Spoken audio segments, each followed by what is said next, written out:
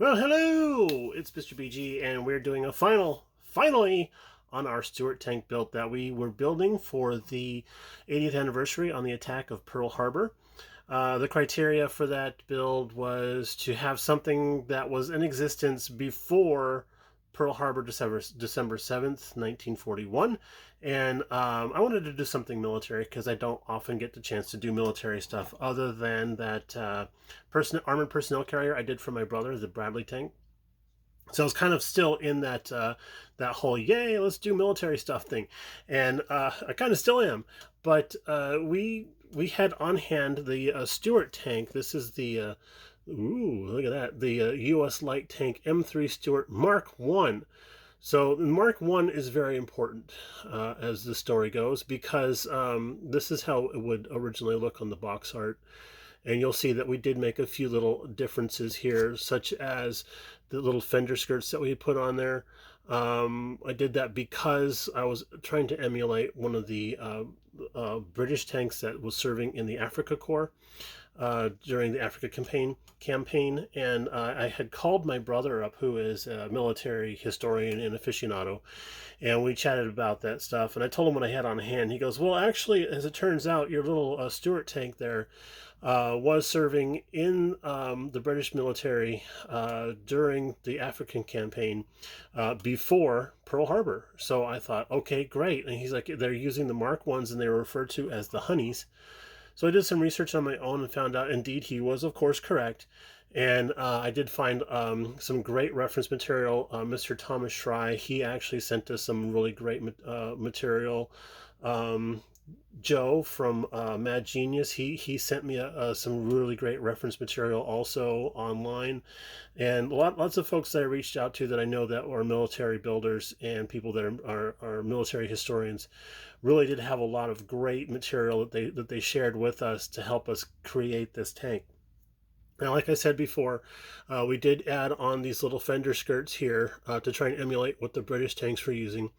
If you were to see a photograph of the tanks, you will notice that the skirting that I have on here isn't exactly low enough, and it had the embarkation line here between the two different angles is probably a little bit aft of where it should be. Now, again, I was scratch building all this stuff on the fly just from photographs I had seen. A lot of photographs were of a 3/4 angle, so I had to sort of extrapolate where this join was supposed to be. So I just kind of went off how many I actually counted rivets, like this many rivets this way. Okay, good, we'll put it there so I could be able to do the same on the opposite side and keep it all symmetrical. But we did add little strips of styrene to create bracing, and then this is a bit of styrene C-channel. We put some itty bitty little rivets down the side there, and then up in the front here we boxed it around because it was kind of funny because in the photographs that we've seen, this curved fender area was still there, but they had just riveted or screwed in place a little bit of a box cut out there. And this all looks like it was actually field applied type of stuff, and I think it was to help keep down the dust, which I read didn't really help that much, but they still kept it nonetheless. The thing about the Mark One tank that I had found through my reading and research was the fact that it is a riveted hull. You see the rivets all over this thing. And the Mark Two, I can't remember if it was a Mark Two or Mark Three. When they started producing those, they went from rivets to welding because they found out that the rivets actually end up as projectiles inside the tank when it's hit by anything large, of course, because the rivets are going to pop, and the rivet heads on the inside act as projectiles inside there. So there isn't much room inside these things to begin with. It's probably the size of a microwave. So, and it probably felt like one in the desert heat too. But yeah, we did ours in desert colors. As luck turned out, as luck would have it, the decal sheet that came with the Stuart tank actually had a desert rat decal. So over here on this fender, we have the desert rat logo. and then the actual, I think this was the brigade that it was part of, and then the number sixes and stuff. It had all that stuff, even the serial number on the side here. As it turned out, some of the photographs I had seen actually were 1 digit off from that, so that was kind of interesting. Around the backside here, we have the machine gun all detailed up, and everything's just covered in dust. I just did a light dusting with XF56, which is known as buff.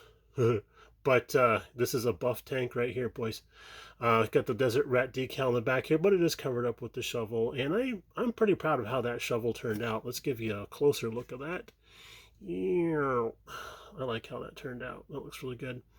You see the little piece of stowage up there on the back deck? Well, that has its own story, and it's also the reason why it took me so long to finish this thing, because when I was gluing on the antenna, the last bit of stuff to add to the tank, I was gluing that in place, and it's made out of a piece of stretch sprue, and I'm gluing that in place, and the little receiver down here that it's supposed to glue into, well, the tool that I was using to apply the glue had a drip, and it dripped right on the back deck here.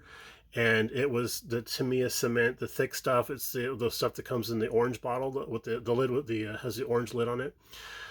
It dripped right onto that paint, and then it started to eat its way to China, just lickety split, just zoom. And so I got a cotton bud and dabbed up as much as I could. I dared not swipe at it because I was going to make it even worse. But it left a crater down there, and it was ugly. I tried to paint it up. It wasn't working, so I was a little bit despondent about that. So after a little while of thinking and planning, I thought, you know what? I'll just put a piece of stowage back there. I mean, it's got all the tie downs and stuff, and a lot of the photographs I had seen have something, is all kinds of stuff back there. So I thought, why not? And I tried looking at Andy's online and stuff. I couldn't find anything I really liked.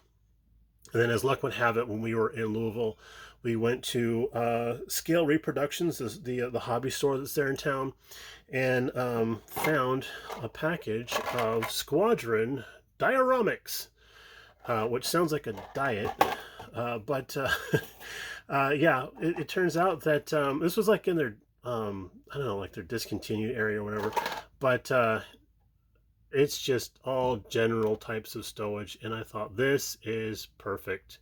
This is perfect. So I have a lot of things now to help cover up mistakes on future builds, so we're set.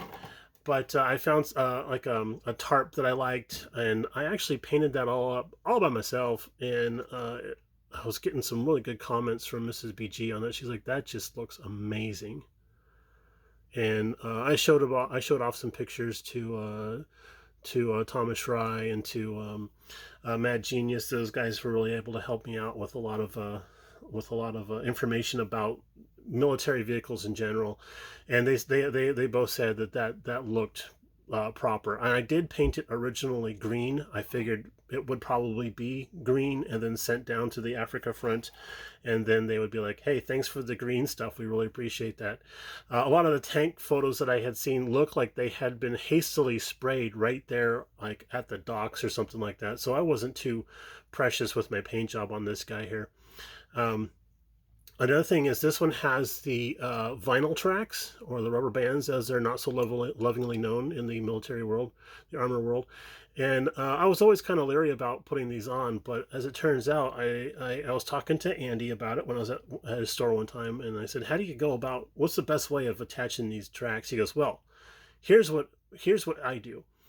He's like, I super glue the hell out of it to make sure that it's not going to come apart, and then let that super glue set up for a while, and then come back and then put a staple in that bugger, and that will never come apart. And I'm like, a staple? And he's like, yeah, staple it together. So I did. And it's probably be the strongest part of the actual track for the rest of its life, will be where that staple is through the super glue. But yeah, I mean, like, that's awesome. I would never have thought about stapling the darn thing together, but you know, it is what it is. So there we go. All right, so I want to say thank you to Mr. Charlie Mack and to Mr. Al Wood for sponsoring and hosting such a cool idea for a group build. And I do apologize about sailing way past the deadline. We are almost a month out from it now, so I do apologize about that. But in my defense, I wanted this to be as good as I could make it, and I am very, very pleased with how it turned out.